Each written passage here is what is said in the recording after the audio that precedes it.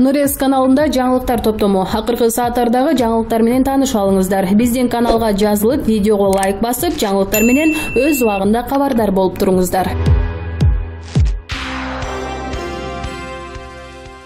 Супер KG'нин элдик кабар рубрикасына окурман мектептеги маселе боюнча кайрылган болчу. Анда ал мектепте жылытуу батареясы жарылса класс сук. Мугалим бул абалга ата-энелер 4800 сомдон фонддун акчасын берген жоксуңар деген жүйөн келтирүүдө. Мектептеги жылытуу батареяларында ата-энелер жаңылоосу керекпи деп суроо салган. Бул боюнча окурман айткан Бишкек шаарындагы Жалгичи районунда жайгашкан номер 72 мектепке кайрылганыбызда директору маалыматты четке кагып, мектепте бир да батарея жарылган эмес деген болчу. Бүгүн 3-декабрда окурман байланышка чыгып, элдик кабардын маселени чечүүгө таасири тийгенин айтып ыраазычылык билдирди. Окурман, сиздерге биздин сурообуз жарыяланган соң Билим берүү жана Илим министрлигинен Жалгичи районундагы номер 72 мектептин жетекчилигине кайрылышып, 2 күн ичинде маселени чечүү талабын коюшуптур. Бүгүн ата-энелерди мектепке чакырышты, чогулуп сүйлөшүп бир бүтүмгө келдик. Көрсөткөн жардамыңар үчүн ыраазычылык деп жазылат окурмандын билдирүүсүндө.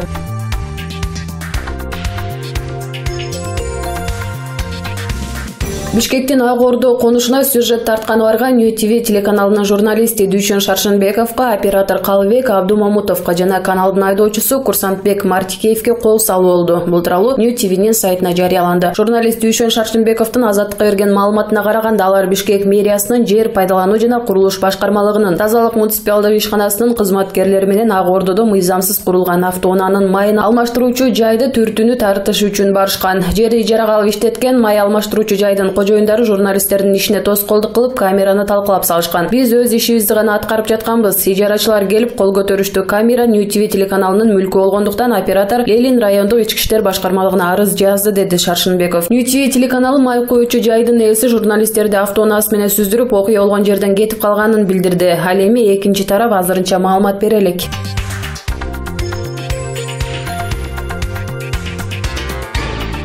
Музейде жылаң аштанып алып, ары бери басып жүргөндөр кай тараптын кимдин кызыкчылыгын коргойт. Убагында Путиндин алдынан жылаңач чыккан бул кыймыл эртең Жээнбековдун алдынан чыкпасына ким кепил боло алат? Кече бир жыныстуулар үй бүлө курса болот деп акырын чыккандар бүгүн жылаңач музейге кирсе, эртең кандай болот? Болбосо ушул жылаңач иш-чараны уюштургандар укукту жылаңач аял коргой турган болсо, анда өздөрү же кыздарын жылаңач алып чыгып коргошсо болмок? Укукту элечек же башка кыргыздын улуттук кийимдерин кийип алып коргосо эмне жарашпайт беле? Кайдан анда бул жексурларга ким акча бермек эле? Батыштан келген акчага отчет бериш үчүн акыры өзүлөрү деле жакында жылаңач чечинип көчөгө чыккандан кайра тартпаса керек. Батыштан келген салт деп атып, кыргыздын каада салтын унутуп, ата-эненин бала чаканын алдында башты көтөрө албай калдык, чиркиндики десе.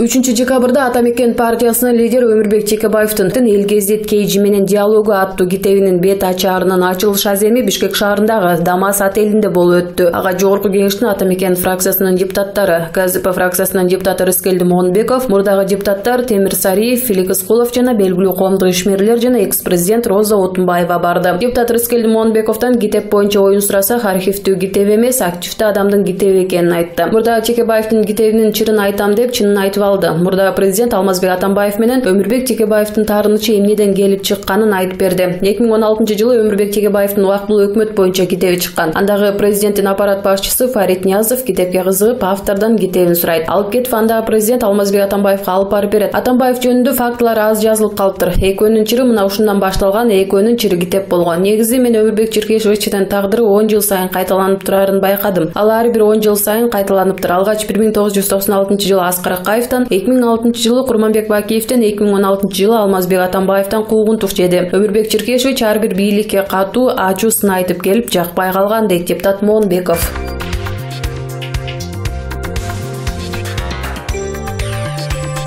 Жогорку кеңештин депутаты Абдыбек Дүйшалиев Кармилица деп аталган эл аралык заманбап эскусство көргөзмө феминалийге каршы. Бул тууралуу бүгүн 3-декабрда Жогорку кеңештин эл аралык иштер, коргоо жана коопсуздук боюнча комитетинин отурумунда билдирди. Анын айтымында мындай чагымчылдык биринчи жолу болуп жаткан жок. Буга чейин парад болгон, экинчи чагымчылдык биз ыйык деп эсептеген музейдин ичинде болду. Мындай көрүнүштү токтотуу үчүн кандай иштерди жүргүзүшүңөр керек? Мен жумуштан кетирүү менен гана чектелбеш керек деп ойлойм, деди депутат. Жаман иштер болбош үчүн биз комиссияга сунуш киргиздик, механизм механизмдердин бири Маданият министрлигинин бардык иш-чарасын өзүн көзөмөлдөшү керек деп жооп берди Маданият министри Азамат Жамангулов. Туура бул театр эмес, музей. Башка өлкөнүн жараны келип каалаганын жасаган туура эмес. Кийин мындай каталар болбойт деп ойлойм деп белгиледи депутат. Кооператив атында Кыргыз улуттук көркөм сүрөт искусство музейинде Кормилица деп аталган эл аралык заманбап искусство көргөзмө Феминалия өткөрүлгөн. Бул көргөзмөнүн негизги максаты аялдардын экономикалык жактан эркиндиги, алардын укуктары жөнүндө коомчулуктун көңүлүн буруу болгон. Феминалия деген сөздү уюштуруучулар өздөрү ойлоп табышкан. Биеннале көркөм сүрөт көргөзмөсү же фестиваль феминизм аялдардын укугун коргоо дегенди билдирет. Мындан сырткары көргөзмөдө перформанс Юль Севери уюштурулуп, анда аялдар жылаңач басып, акырындан эл алдында кийинишкен. Мунун мааниси аялдардын укуктарын коргоо болгон. Бул окуядан кийин 2-декабрда Маданият, маалымат жана туризм министри Азамат Жамангулов аталган музейдин директору Мира Жаңгарачеваны ээлеген кызматынан бошотуу тууралуу буйрукка кол койгон.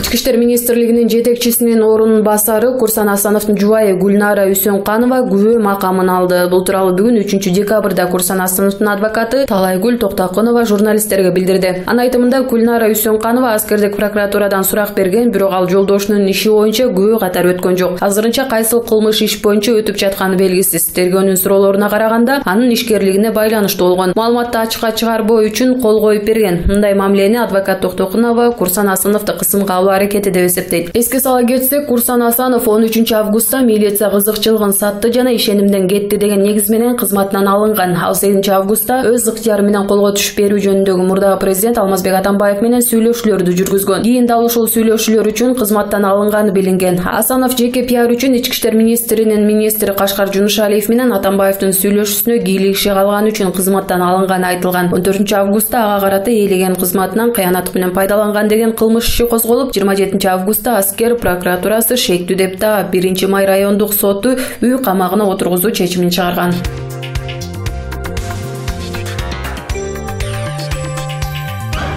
3-декабрда Жогорку Кеңештин депутаты Алтынбек Сулайманов УКМКга сурак берүүгө келди. Депутат Азаттыктын журналисттик иликтөөсүнүн алкагында күбө катары суралып жатат. Эске сала кетсек, депутат Дүйшөн Төрөкулов дагы аталган иш боюнча УКМКда сурак берип чыккан. Маалыматка ылайык, Кыргыз Республикасынын Кылмыш жаза кодексинин 39-130 беренесинин 1-бөлүгү боюнча башкы прокуратура тарабынан кылмыштардын жана жоруктардын бирдиктүү реестерине катталган журналисттик иликтөөнүн материалдар боюнча сотко чейинки териштирүүлөрдүн алкагында ведомстволор аралык тергөө тарабынан тергөө иш-чаралар уланууда. Белгилей кетсек, Алтынбек Сулайманов Түркияда өлтүрүлгөн Айеркен Саймаити менен тааныштыгы бар экенин мойнуна алган. Ал эми аны Айеркен Саймаитиге байланыштырып чыккан маалыматтарды кимдир бирөөлөр каралоо үчүн уюштуруп жатат деп баалап, парламентте Саймаитинин өлтүрүлүшүнүн иликтөө боюнча депутаттык комиссия түзүүнү демилгелеген.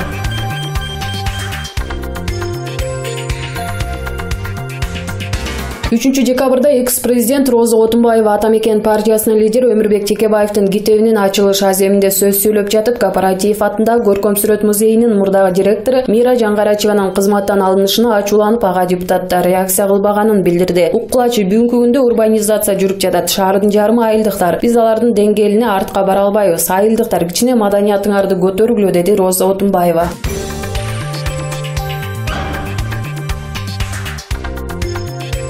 3-декабрда саясатчы Өмүрбек Текебаев коррупцияга каршы күрөшүү кызматын УКМКнын курамынан чыгаруу керектигин билдирди. Буга чейин дагы ушундай эле демилгени жарандык активисттер айтып келишкен. Суперкежи порталы Текебаев коррупцияга каршы күрөшүү кызматын УКМКнын курамынан чыгаруу зарылдыгын айтып чыкты. Аталган кызматты президенттин карамагынан өкмөткө өткөрүп берүү керекпи деген суал салды. Ошурахунова: бул сунушту колдойм. Укук коргоочу Динара Ошурахунова коррупцияга каршы күрөшүү кызматын УКМКнын курамынан чыгаруу керек деген пикирде. Бул сунуш туура, колдойм. Анткени коррупцияга каршы күрөшүү бул деген жабык органдын колунда болбош керек. УКМК өзү жабык болуп жатса, эч кандай маалымат бербесе, коррупцияга каршы күрөшүү түшүнүксүз. Азыр Конституцияга каршы күрөшүү кызматы саясий оппоненттерди, бийликти сындаган жарандык активисттерди куугунтукка алган органга айланды. Матраимовдор боюнча чоң чыр-чатактар болуп жатканда аталган кызматтын үнү да чыккан жок. Коррупцияга каршы күрөшүү кызматы УКМКнын алдында болгону Конституцияга каршы келет. Бул жагдайда Алмазбек Атамбаев президент болуп турганда да айтып чыкканбыз. Аталган кызмат өкмөттүн алдында түзүлүп, ачык болушу зарыл. Ал жерге репутация таза адамдар иштеши керек дейт Динара Ушрахунова. Асанов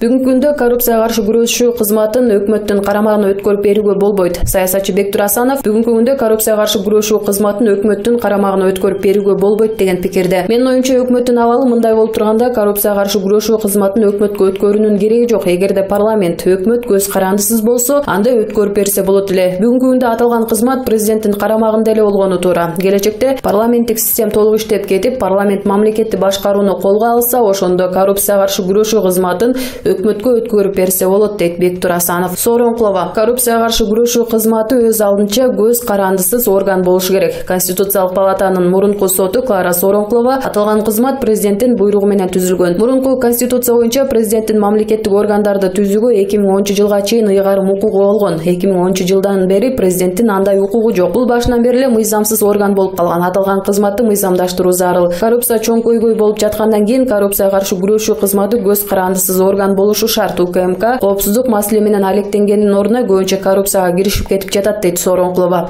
Медетбеков бүгүнкү күндө коррупцияга каршы күрөшүү кызматы өзүнүн орчундуу иштерин жасап жатат. УКМКнын төрагасынын мурдагы орун басары Артур Медетбеков аталган кызматтын кыймыл-аракети замандын талабына ылайык болуп жатат деген ойдо. Бүгүнкү күндө коррупцияга каршы күрөшүү кызматы өзүнүн орчундуу иштерин жасап жатат. Аталган кызматтын жасаган иштери кыймыл-аракети замандын талабына ылайык болуп турат. Себеп дегенде Кыргыз мамлекетинде коррупциялык системдер менен күрөшүү кыйын болуп турган заман. Ошого карабастан коррупцияга каршы күрөшүү кызматы башка кызматтар менен дагы биргелешип кызматташып иштерди жасап жатат. Келечекте аталган кызматты УКМКдан бөлүп өзүнчө өкмөт алдында кызмат жасаганга бардык даярдыктарды жасаш керек дейт Медетбеков. Дүйшөбаев коррупцияга каршы күрөшүү кызматы президенттердин колундагы куралга айланып калды. УКМКнын мурдагы төрагасы Кеңешбек Дүйшөбаев коррупцияга каршы күрөшүү кызматын өкмөттүн карамагына өткөрүп берүү туура экенин айтты. Коррупцияга каршы күрөшүү кызматы түзүлгөндөн бери кандай иштеп жатканын көрсөтпөдү. Коррупцияга каршы күрөшө турган орган президенттердин колундагы куралга айланып калды. Парламенттик система орнотула турган болсо, бийлик жогорку кеңеш менен өкмөттүн колунда болушу керек. Аталган кызмат өкмөттүн карамагында болушу туура дейт Кеңешбек Дүйшөбаев. Турдугулов коррупцияга каршы күрөшүү кызматы УКМКнын курамынан чыгарылышы керек. КСДПнын саясий кеңешинин мүчөсү, жарандык активист Адил Турдугулов бул сунушту колдой турганын айтты.